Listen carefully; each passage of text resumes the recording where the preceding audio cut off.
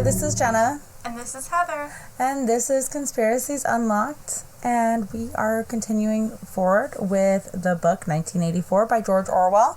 Today is Chapter 3, Part 3. And to recap what happened before, Winston was tortured.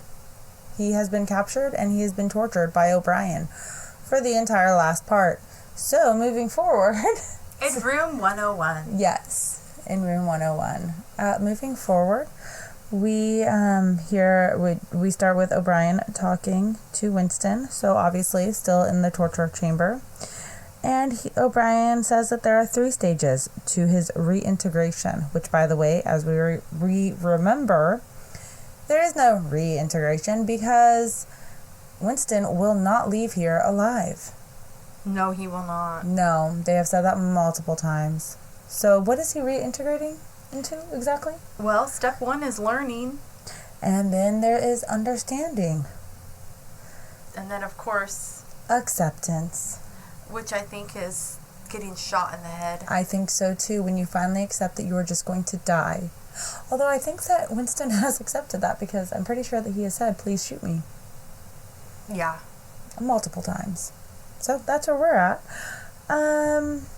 Yeah, but now Winston's bonds and ties and chains and everything is looser.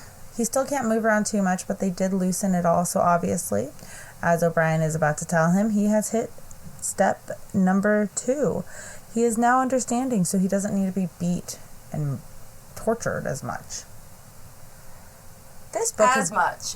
This book has gotten really grim and sad.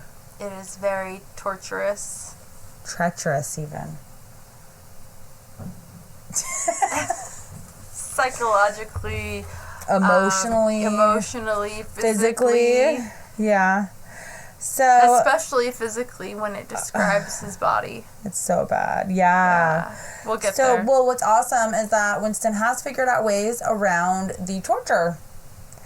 He figured out that if he doesn't speak or if he doesn't answer stupidly, he won't get tortured as much. And he's gone through weeks. He thinks that he's been there for weeks, with as little as an hour or 2 hours between sessions. And don't these people go on break? Doesn't O'Brien go on break? Don't the torture people go home and go to bed? Why are they still there fucking with these people? I'm sure that they have people around the clock and they they live for this. This is a ministry of love. I mean, this is what they do in the ministry of love. Oh shit, that's their job. Legit, that's like Winston at the records department. I wonder who's taking care of all of Winston's records now, who's sitting at his desk. I don't know, but I don't envy them because they're going to change all the records. Eventually, they're going to come for them because people in the records department, they end up always knowing too much. And they're always in the act of doublethink. Yeah, so they could never not be in doublethink. It's going to catch up with them eventually, whoever's next. Yep. So, O'Brien remarks that Winston is continually asking why and what the motive is.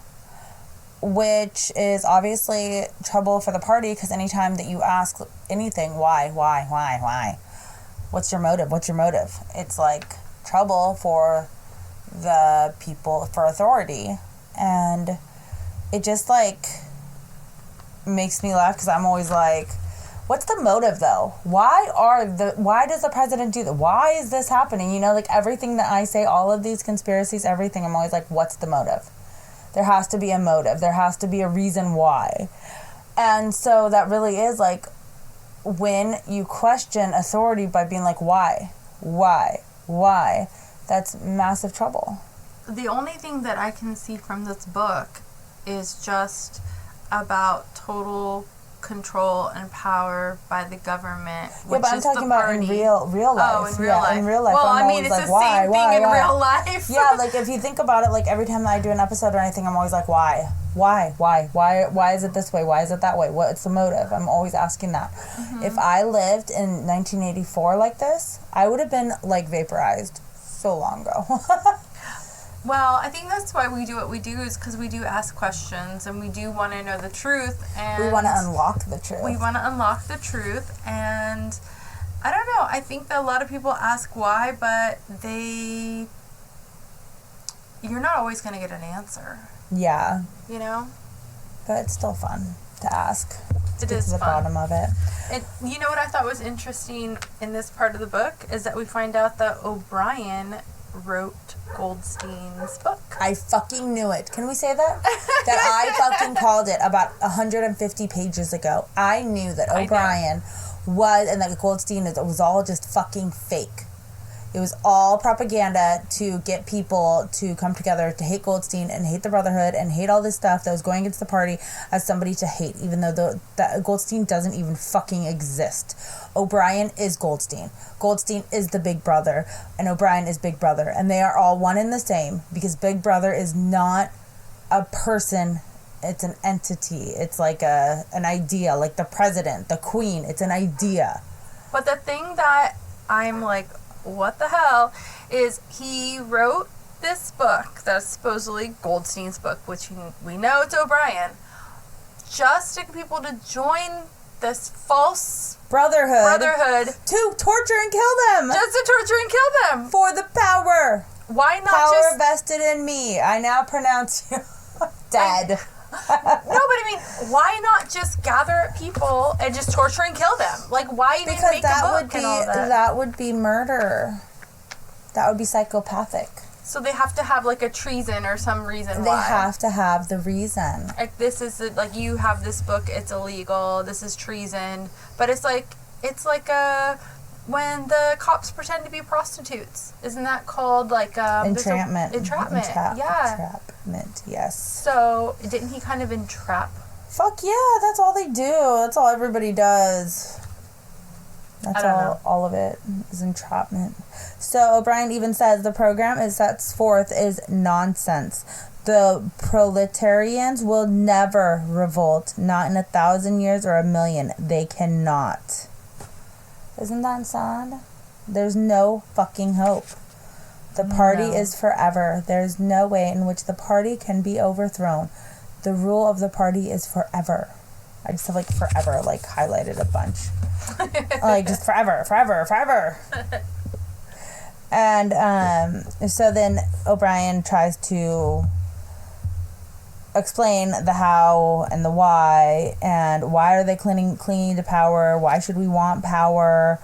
And O'Brien even says, "Go on, speak, Winston, speak." But like at this point, Winston's scared to like really say anything because he keeps getting fucking like electrocuted. So Winston's thought was that the party did not seek power for its own ends, but only for the good of the majority. That it sought power because men in the mass were frail, cowardly creatures who could not endure liberty or face the truth and must be rolled over and systematically deceived by others who were stronger than themselves. That the choice for mankind lay between freedom and happiness, and that for the great bulk of mankind happiness was better. That the party was the eternal guardian of the weak, a dedicated sect doing evil that good might come, sacrificing its own happiness for that of others. And oh my gosh, so that's what Winston is thinking. And O'Brien is like, so Winston says, finally says, "You are ruling over us for our own good." And he's thinking that like that's what O'Brien wants to hear, like, "Oh, you're good, you're a good person, like I know you're just trying to help, you know, you're trying to like, when you're a victim, you're trying to like placate the person who's hurting you so they don't hurt you more." It's kind of like I wrote there, like, answer to the why. Like, he's trying to answer his own why. Yeah, well, then O'Brien does answer why. Yeah. And did you want to read this part? Your highlighted part? I highlighted all that. Okay. Yeah, oh, that's what you went underlined. Yeah. Okay, I'll read it. Okay. So, this is O'Brien. He pulled the lever back and continued. "Now I will tell you the answer to my question. It is this: the party seeks power entirely for its own sake. We are not interested in the good of others. We are interested solely in power, not wealth or luxury, or long life or happiness. Only power, pure power. What pure power means, you will understand presently. We are different from all other, what's that word again? Oligarchies of the past, and that we know what we are doing. All the others, even those who resemble ourselves, were cowards and hypocrites. The German Nazis, the Russian communists came very close to us in their methods, but they never had the courage to recognize their own motives. They prevented, perhaps they even believed, that they had seized power unwillingly and for a limited time, and that just round the corner there lay a paradise where human beings would be free and equal. We are not like that. We know that no one ever seizes power with the intention of relinquishing it. Power is not a means, it is an end. One does not establish a dictatorship in order to safeguard a revolution. One makes the revolution in order to establish the dictatorship. The object of persecution. Persecution is persecution. The object of torture is torture. The object of power is power. Now, do you begin to understand me? And it's like Winston was trying to like give him the benefit of the doubt of like, oh, you're trying to help mankind, or you're trying to, you think you're trying to help mankind, whatever. But in reality, he's just like, Winston, you're an idiot. And no, I'm not. I care less about anybody else. I just want all the fucking power. Yeah, I mean, he said power how many times? Power. I was like, okay, we get it. So, this whole page, the next one, it's all highlighted. I literally wrote, O'Brien is a fucking crazy lunatic and is rambling in like rhymes. Like he's just like rambling and he's fucking crazy. And at one point, Winston tries to make sense of O'Brien's ramblings, and then it's just like, what the fuck? Yeah, he does go into the party slogan, "Freedom is slavery." And he kind of explains what freedom is slavery. It's reversible also. Slavery is freedom. Like, and it just like everything that he's saying, he's a fucking lunatic. Mm-hmm. He has fucking lost his mind. I don't know when, I don't know how, but for the fact that people are like following him, not even knowing they're following him. They're following this like entity of Big Brother that's not real. It's just O'Brien. Yeah, because he even says, a couple of quotes are, "Every human being is doomed to die, which is the greatest of all failures." Like, that's eerie. And then he's like, we can do whatever we want. We could do. He goes on to be like, literally they can defy gravity. They can do whatever. And Winston's like, no, you can't. You can't control matter. You can't control the climate or the law of gravity. And there is disease and pain and death, because O'Brien's like, no, we can fix all that if we want to. We just choose not to. And then at one point he says, there is nothing that we could not do. Invisibility, levitation, anything. I could float off this floor like a soap bubble if I wished to. I do not wish to, because the party does not wish it. You must get rid of those 19th century ideas about the laws of nature. We make the laws of nature. And it's like, dude, no, what you don't. the fuck are you talking about? It's like, are you God, O'Brien? Yeah. Like, okay, cool. I can zap my enemies with laser eyes, but I choose not to. No, I can't. Like, what the fuck? Like, no. And it just like... What is that called? Fear-mongering? I don't know what the fuck propaganda? Lunacy, like, fucking, I can't even say it. Lunacy, propaganda, fear-mongering, psychological issues. Psychological warfare. Psychological mental disease. That is a mental disease where you think that you're like God or whatever. Like it's like superior? schizophrenia or something. Yeah. I think that's narcissism, where you're like put yourself on a pedestal. Well, no, I think it's worse than that for O'Brien. Oh yeah, no, for sure. Yeah, it's like with where psychopathic I think it's like schizophrenia. Whenever you believe that you can like fly, or you believe that you can do these things that you can't do, like that. That's like so outlandish, you know? Okay. Like being like, oh, I could go be president. Like that's not outlandish. I mean, I could never, like, you know what I mean? But like to think like defying gravity, a false sense of like what you could really do. yeah, like who you are physically, like I can fly. Like no, you can't fly. Yeah. You know, it's like you're not. Yeah. There's a psychological. I think it's a part of it's like dissociative personality disorder or something. Okay. Well, I totally have a psychology degree. I'm actually very smart. But I graduated like 15 years ago. I never used it since. So. Well, I think that there's probably multiple mental illnesses that could make somebody believe such things. Because so there's it's on hard the to like pinpoint which one. Yeah, on the DSM-5 or 4, whatever it's called. It's DSM-5, whatever. It's so much. Like different things that it could be, and then they'll be like, oh, you have schizophrenia with borderline personality disorder and ADD and a dash of anxiety, and you know what I mean, like they're just always like doing so much, just like sprinkle it all in there. Yeah, we'll make a little cake of it all. And then we get O'Brien. There you go. I think he has everything. So O'Brien goes on to say that the Earth is as old as we are, no older. How could it be older? Nothing exists except through human consciousness. So, and Winston's like, what the fuck? No, because what about the dinosaurs? What about this? What about that? And so, like, good job, Winston.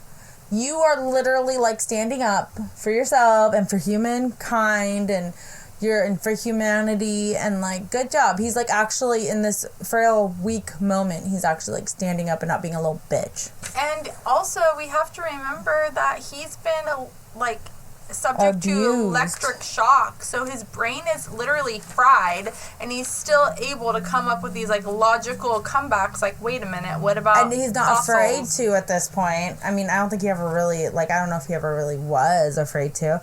But O'Brien totally gaslights him and says, well, have you ever seen the fossils?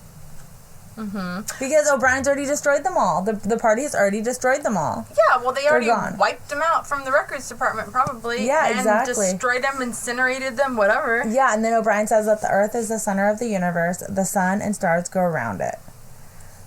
What? No, that's not correct either. So then O'Brien is just pretty much going on and on and on and on about how the party makes everything up to fit the current propaganda, which we already know. Mm-hmm. And it just, like, this whole page is, same. The whole page is just all marked up. Well, I wrote that as the goal of the party, basically, because when he started saying everything else that we shall destroy, everything, and he goes on the whole area, it's all the goal of the party. So he kind of describes what the goal of the party is. And I put that as fixing the thoughts of the pre-revolution. So like the old civilizations claimed that they were founded on love and justice. Ours is founded on hatred. Yeah. And then we have cut the links between child and parent, and between man, and between man and woman. No one dares trust a wife or a child or a friend any longer. But in the future, there will be no wives and no friends. Children will be taken from their mothers at birth, as one takes eggs from a hen. The sex instinct will be eradicated. Procreation will be an annual formality, like the renewal of a ration card. We shall abolish the orgasm. Our neurologists are at work upon it now. There will be no loyalty except loyalty toward the party. There will be no love except the love of Big Brother. There will be no laughter except the laugh of triumph over a defeated enemy. There will be no art, no literature, no science. When we are omnipotent, we shall have no more need of science. There will be no distinction between beauty and ugliness. There will be no curiosity, no enjoyment of the process of life. All competing pleasures will be destroyed, but always, do not forget this, Winston, always there will be the intoxication of power, constantly increasing and constantly growing, subtler. Always, at every moment, there will be the thrill of victory, the sensation of trampling on an enemy who is helpless. If you want a picture of the future, imagine a boot stamping on a human face forever. Well, doesn't that fucking sound fabulously fun? Like, Goal what of the the party. actual fuck? Goal of the Why? party. What is, like, what? Why? Power, power, power. He said it in the page before. Power. But, like, why? Why? He's not even gonna, like, he's not gonna, well, he thinks he's gonna live forever. Remember? It's a party lives forever. It's fucking weird. And finally, Winston was like, you can't. You can't. Like, go, Winston. Good fucking job. I'm like, and Winston was just like stunned and quiet and all this, and then finally he's just like, no, you can't. This isn't going to work out. Oh, and then Winston also went on and said, and remember that it is forever. The face will always be there to be stamped on. The heretic, the enemy of the society, will always be there so that he can be defeated and humiliated over again. Everything that you have undergone since you have been in our hands, and that will all that will continue and worse. The espionage, the betrayals, the arrests, the tortures, the executions, the disappearances will never cease. It will be a world of terror as much as a world of triumph. The more the party is powerful, the less it will be tolerant. The weaker the opposition, the tighter the despotism. Goldstein and his heresies will live forever, every day, at every moment. They will be defeated, discredited, ridiculed, spat upon, and yet they will always survive. This drama that I played out with you during 7 years will be played out over and over again, generation after generation, always in subtler forms. Always we shall have the heretic here at our mercy, screaming with the pain, broken up, contemptible, and in the end utterly penitent, saved from himself, crawling to our feet of his own accord. That is the world that we are preparing, Winston. A world of victory after victory, triumph after triumph after triumph, an endless pressing upon the nerve of power. You are beginning, I can see, to realize that the world will be like, but in the end you will do more than understand it. You will accept it, welcome it, and become part of it. Even though he's gonna die, and that's when Winston was like, you can't. But what's crazy is just, like, 7 years they followed him. 7 years they set him up. 7 years they entrapped him.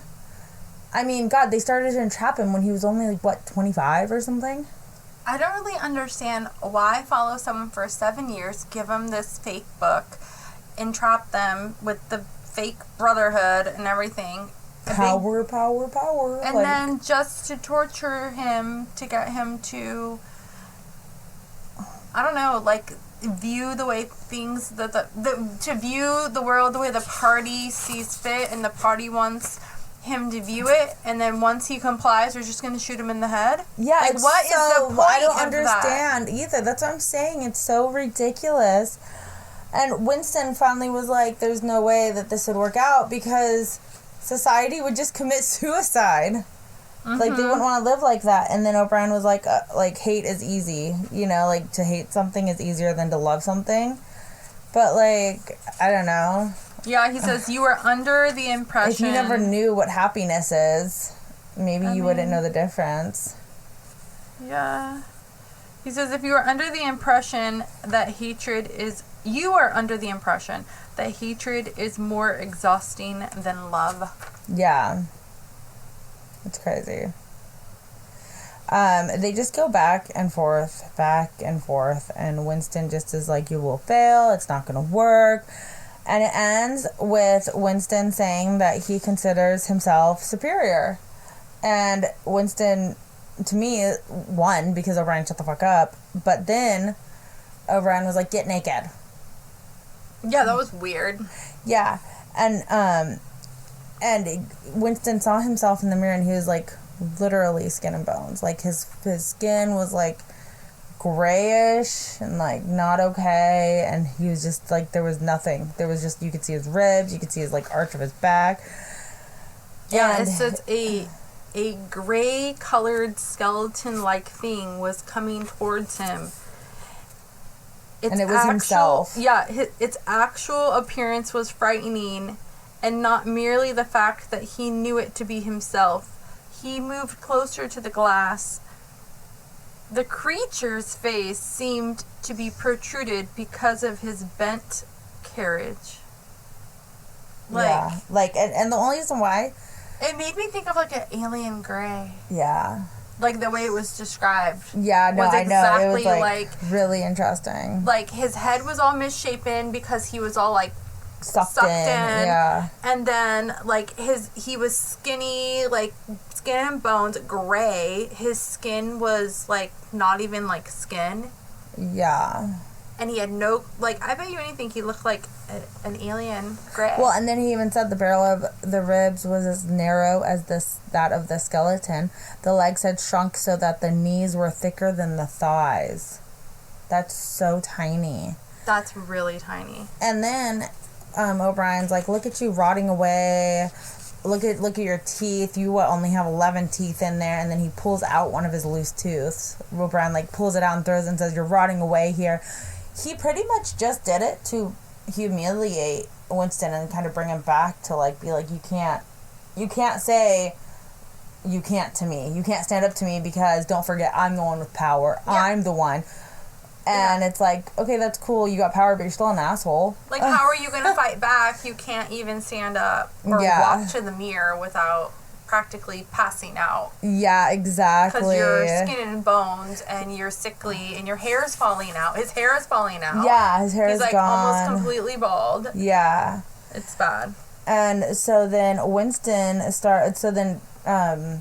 O'Brien tells him to, like, get dressed, and Winston starts blaming O'Brien for the rotting state he's in. And then he's, like, mentioning Julia and being like, I didn't ever rat on her. I loved her. I'm like, fuck that cunt. Why are you even talking about her? Julia probably sang like a canary, so come on now. Yup. And then he, finally he says to O'Brien, tell me, how soon will they shoot me? And O'Brien says, it might be a long time. You are a difficult case, but don't give up hope. Everything is cured sooner or later. In the end, we shall shoot you. The end. Like, there's the end of the chapter. But we should actually mention, when, I know fuck Julia, but when he said that, O'Brien looked down at him thoughtfully and said, no, that's perfectly true. You have not betrayed Julia. So that was like the only thing that he agreed with Winston on. Yeah. Actually, because it would be very easy for him to be like, fuck you. Yeah, no, easily. You fucking did, But that was the only thing that he actually agreed with. He said anyone else on Earth would have answered promptly that he had betrayed Julia for what was there, that they had not screwed out of him under the torture. So basically, like, he did say stuff about Julia, but because he loved Julia so much, that's why O'Brien said that he did not betray her, because he did not stop loving her and he did not betray his love for her. Yes. So that was, like, the only thing like O'Brien gave him, like, credit for or whatever. Which is weird. Why even bother with any of it? So there is our Chapter 3, Part 3. Please join us next week for Chapter 3, Part 4, which is a super, super short one. And have a fabulous rest of your Monday and week. And thank you very much. Don't forget to share, like, subscribe. And you can, all of our socials are Conspiracy Unlocked. Yes, Conspiracies Unlocked. Yes. At gmail.com. Email us. Okay, Thank you. Bye.